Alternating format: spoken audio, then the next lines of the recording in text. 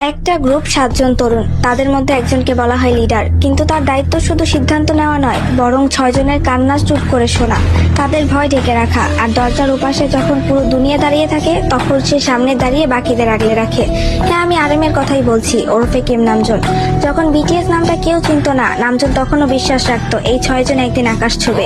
যখন Jungkook confidence হারিয়ে ফেলতো, নামজুন তাকে বলতো, তুমি পারবে, তুমি আমাদের গর্ব।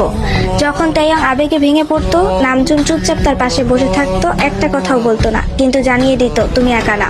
যখন জিন নিজেকে অবমূল্যায়ন করতো, সে বলতো তুমি শুধু হ্যান্ডসাম না, তুমি আমাদের ব্যালেন্স। যখন ইয়ংকি নিজের দুঃখ গানে ঢেলে দিত, নামজুন তাকে বলতো তোমার ব্যথা আমরা আমাদের শক্তি বানাবো।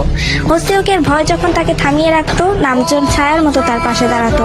আর জিমিনের চোখে যখন অশ্রু আসতো, নামজুন এক ভাইয়ের মতো তার পাশে গিয়ে তার হাত ধরতো। সে কখনো নিজের কষ্টগুলো দেখায়নি, কারণ তার কাছে লিডারশিপ মানে সবার আগে নিজেকে নয়, বাকিদের গুরুত্ব দেওয়া। নামজুন শুধু লিডার না, সে 6টা হৃদয়ের গার্ডিয়ান। তার সেই নিঃশব্দ নেতৃত্ব আমাদের শিখিয়েছে আলোর নিচেও একজন মানুষ থাকে যার নিজেরও আলোর দরকার। সে বিটিএস এর লিডার না, সে বিটিএস এর ভিত।